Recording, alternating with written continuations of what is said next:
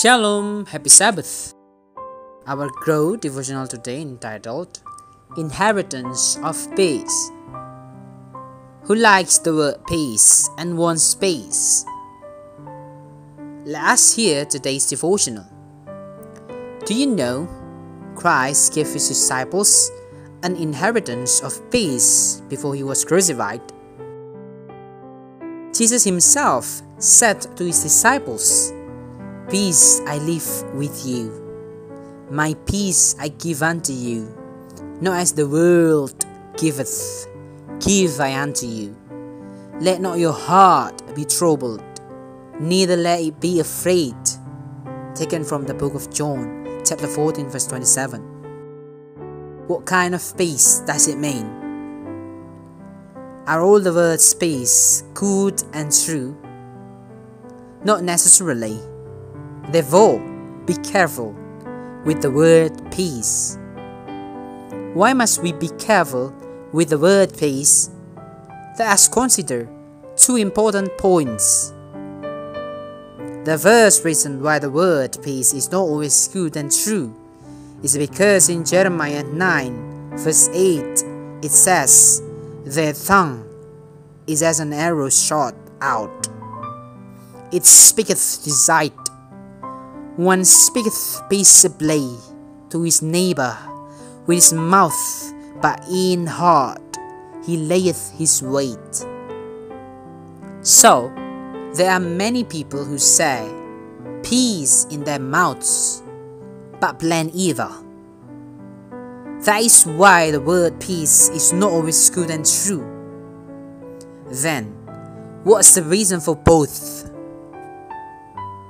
The second reason why the word peace is not always good and true is because Jeremiah said, "They have healed also the hurt of the daughter of my people slightly, saying peace, peace, when there is no peace."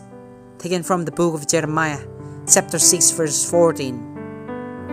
So, there are many people, even prophets and priests, even deceive them to say peace when in fact there is no peace. What are the results? The result was parents were bitterly reproaching their children, and children their parents, brothers their sisters, and sisters their brothers. Loud wailing cries were heard in every direction. It was you who kept me from receiving the truth, which would have saved me from this awful hour.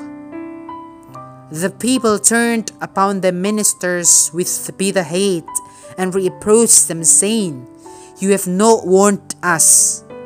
You told us that all the world has to be converted," and cried, "Peace, peace," to quiet every fear that was aroused. You have not told us of this hour, and those who warned us of it you declared to be fanatics and evil men who would ruin us.